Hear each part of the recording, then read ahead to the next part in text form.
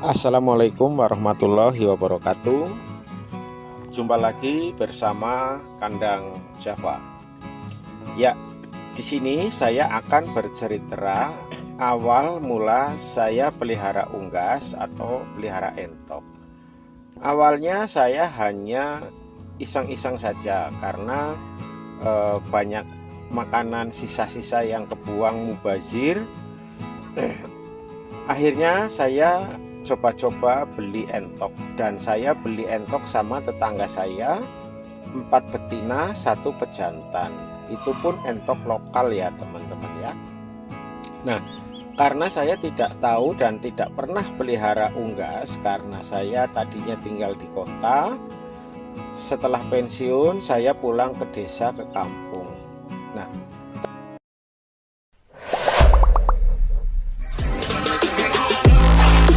pertama si entok itu makannya apa saja doyan. Nah, dari situ saya nonton channel-channel YouTube yang membahas tentang konten-konten entok. Nah, dari situlah saya semakin paham bagaimana mengenali karakter entok.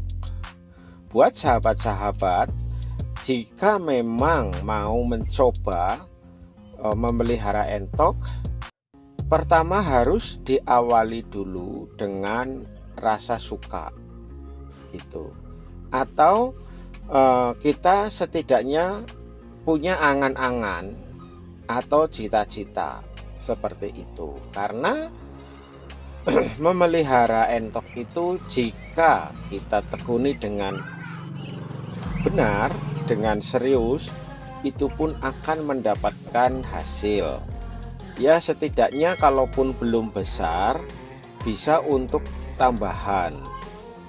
Karena saya juga sampai sekarang masih bekerja di luaran sana, jadi saya pelihara entok ini hanya untuk sambilan saja, seperti itu. Tapi jika sahabat-sahabat atau teman-teman Kandang Java mau serius menekuni ternak entok, ya tidak ada salahnya. Namun saran saya, jangan terlalu ambisi atau jangan terlalu keburu nafsu untuk memelihara dengan partai besar. Karena segala sesuatu itu harus diawali dengan pondasi keilmuan, baik itu ilmu tentang entok, ilmu tentang ternak, maupun pengalaman. Jika memang kita awam, belum ada pengalaman, baiknya diawali dari sedikit terlebih dahulu. Nah, dari sedikit itulah nanti kita bisa belajar mengenali karakter entok-entok tersebut. Karena si entok itu untuk bertelurnya itu cepat sekali teman-teman, cepat sekali ya, dan rajin sekali untuk bertelurnya.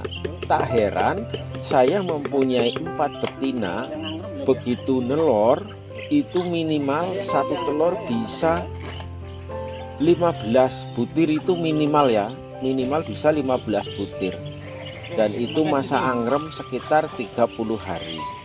Setelah 30 hari menetas, anaknya langsung kita pisah.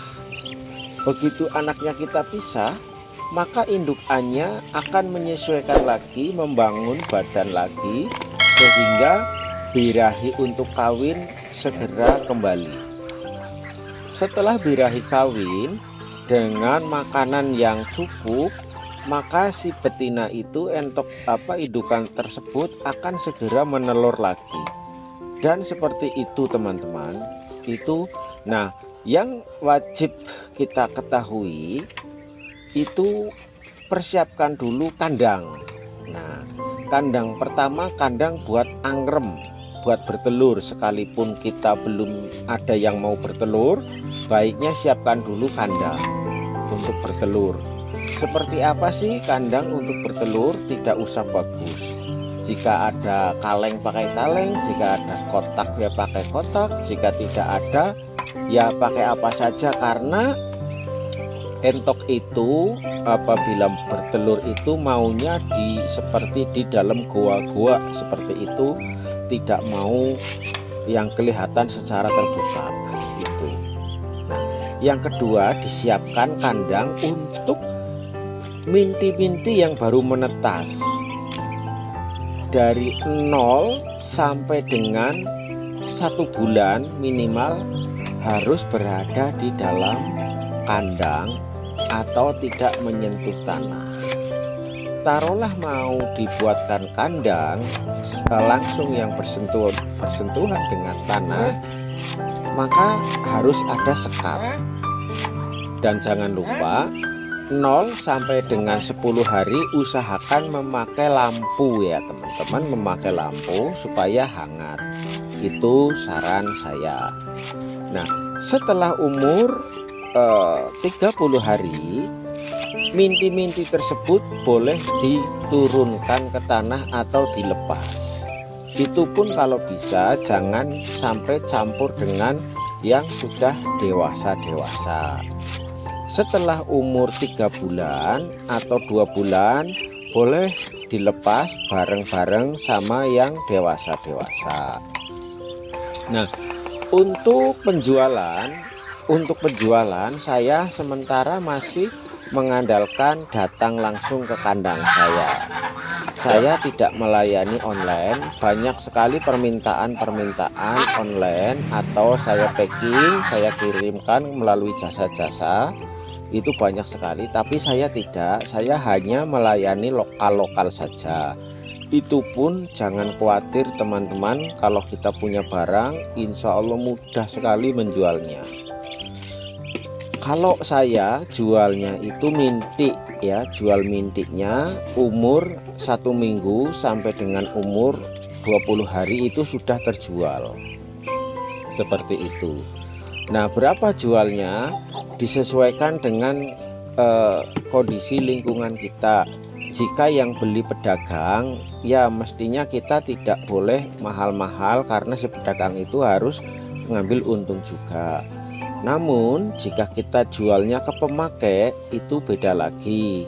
Seperti itu. Kalau misalkan kayak tetangga, teman atau siapa yang mau dipelihara sendiri, itu harganya jauh lebih tinggi dari pedagang.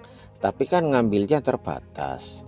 Jika pedagang lebih murah tapi banyak, seperti itu. Jadi sama aja lah menurut saya. Nah, mungkin itu ya sedikit celotehan dari saya, semoga bermanfaat. Untuk kandang di tempat saya masih menggunakan kandang umbaran. Artinya kandang umbaran itu bisa diterapkan di mana saja. Lahan tidak harus luas. Nah, kandang umbaran itu saya tidak menggunakan atap, namun hanya saya pagar keliling saja supaya entok itu tidak pergi ke mana-mana. Namun apabila ada hujan atau panas, kita bisa kasih jaring paranet supaya si panas itu tidak terlalu menyengat. Jika hujan, adalah tempat-tempat untuk berteduh. Keunggulannya untuk kandang umbaran nanti akan saya bahas di video yang akan datang atau konten yang akan datang. Apa sih manfaat kandang umbaran dan kandang yang beratap ya, seperti itu. Semoga celotehan dari kami ini bermanfaat. Ya, sekali lagi, pertama ya yang kita harus awali, kita jangan keburu nafsu banyak memelihara entok selagi kita belum pernah atau belum tahu caranya.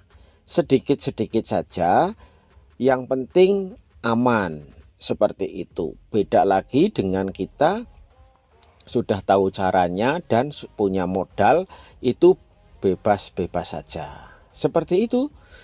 Oke, terima kasih banyak celotehan dari kami, semoga bermanfaat. Jika memang dirasa video ini bermanfaat, bantu kami dengan cara subscribe. Silahkan komen-komen di kolom komentar. Insya Allah nanti akan kami jawab. Hitung-hitung kita sharing-sharing, tukar pendapat seperti itu. Nah, Eh, Mungkin itu saja ya. Apabila ada kata-kata yang kurang berkenan, baik tindakan saya maupun ucapan saya, mohon dimaafkan. Dari Kota Malang, Kandang Java, pamit undur diri. Wabillahi taufik wal hidayah. Wassalamualaikum warahmatullahi wabarakatuh.